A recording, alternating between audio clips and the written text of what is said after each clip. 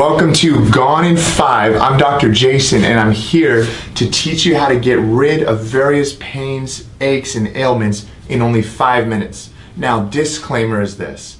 Sometimes you're going to have a pain or a problem that you will not be able to get rid of in 5 minutes. You may have a problem that is more severe, that warrants medical attention, warrants chiropractic attention, and you very well may need to go to your doctor.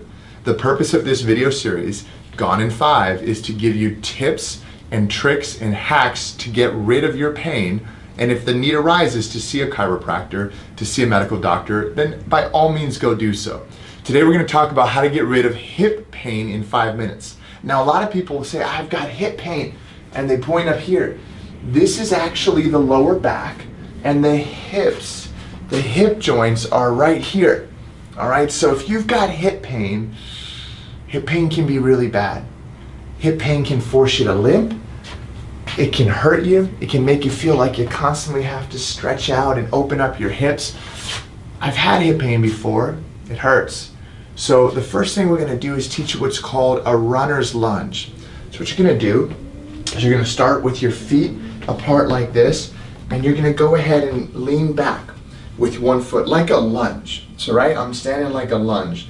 I'm going to drop my knee to the floor. If the floor is hard and you need to put a pillow underneath it, you can do that. You can put something underneath it.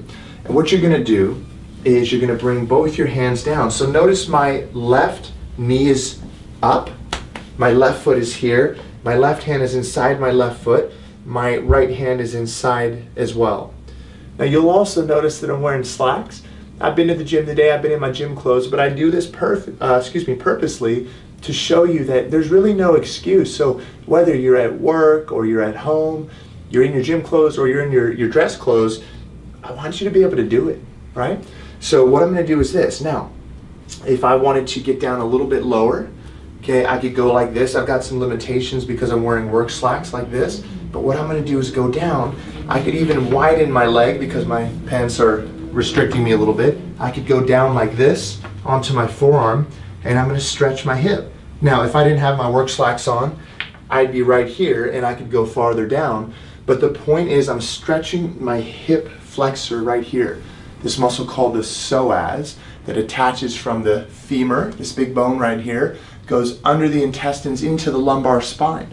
So what I'm doing is I'm stretching that, and then again, you can get down on your forearms and you can lean into it.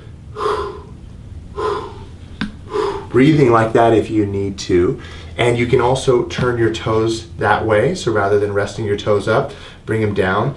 And you can pivot and lean into it like this. If I lean much more, I might rip these pants. But we're going to go like this. Now, this is a runner's lunge. Okay, I can go farther out like this to get more of a stretch. I can go farther out this way, or I can come back into here and go down onto my forearms. This is very powerful to open up your hip because most people, what they do is they sit all day. So here my hips are flexed versus here my hips are in a neutral position. Here my hip is in, this is hip extension like this. So when you're in that runner's lunge position, your hip is in a far extension. You're aiming to even hyperextend it, really stretch out that psoas muscle that goes from here deep down across through here. Now that's number one. That can really help to alleviate hip pain and make you feel very free. Another exercise or tip I'm going to show you is a hip exercise. Now you can do this on the floor, on the table, either way. I'm going to use the table because the table's right here. You're going to lay onto your back. You're going to hold on. If I'm on the floor, I'm going to bring my hands farther out. And what I'm going to do is I'm going to straighten my legs as straight as I can get them. You may only be able to do this if you have very tight hamstrings. And then what I'm going to do is open and close.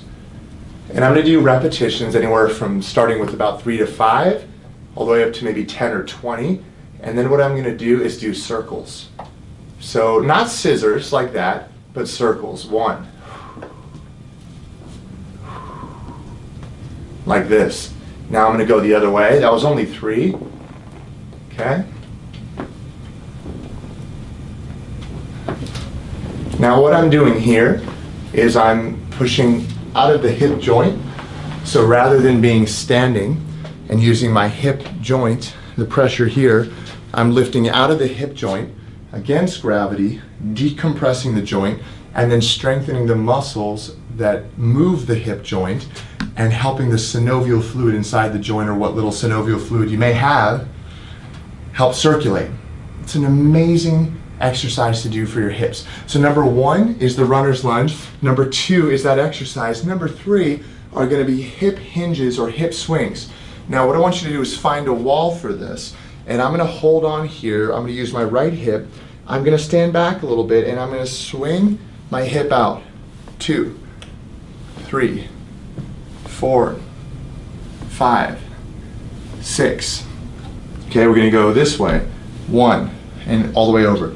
2, cross. 3, cross. 4, looking straight ahead. Try not to get into the trap of looking down so much. And I'm going to swing. And what that does again is it moves the hip joint in the ball and socket. It moves it more than you would if you're just sitting down, right? If you're sitting at a desk all day and you're sitting down on the computer and then you get up, you stretch out after an hour. Okay, I'm going back to work.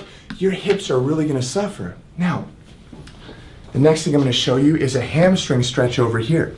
And so if you find something in front of you like this windowsill, get your hips really square as opposed to open like that. Kick up your leg really square.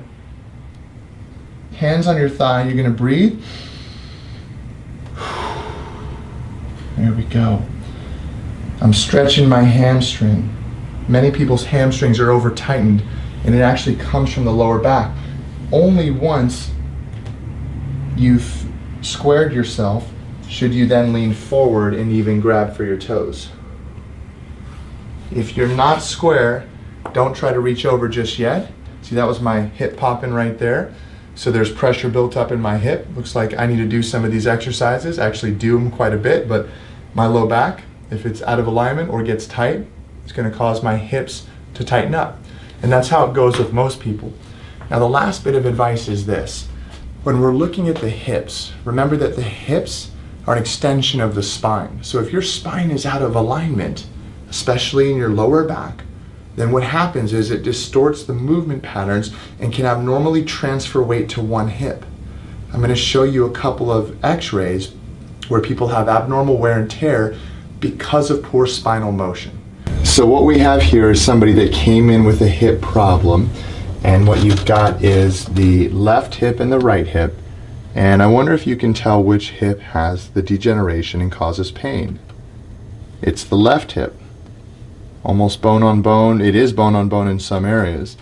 And if you look at the lumbar spine, you can see the curvature, the large bone spurs, and the abnormal distribution of weight as the spine collapses down and is shifting weight into this femur.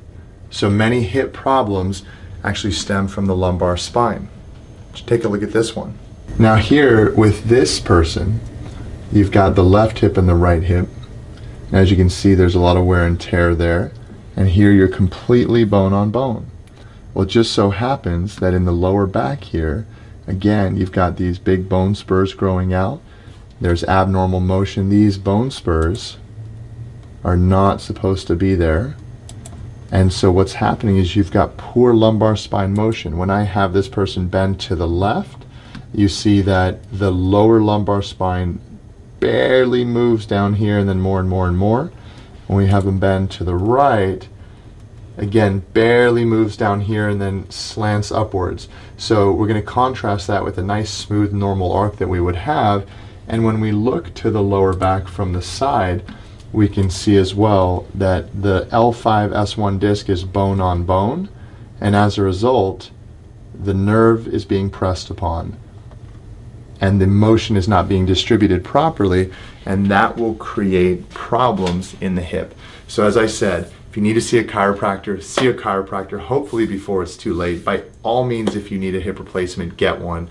In the meantime, before, during, and or after, do these exercises, and I really hope they help you because it's terrible to be in pain.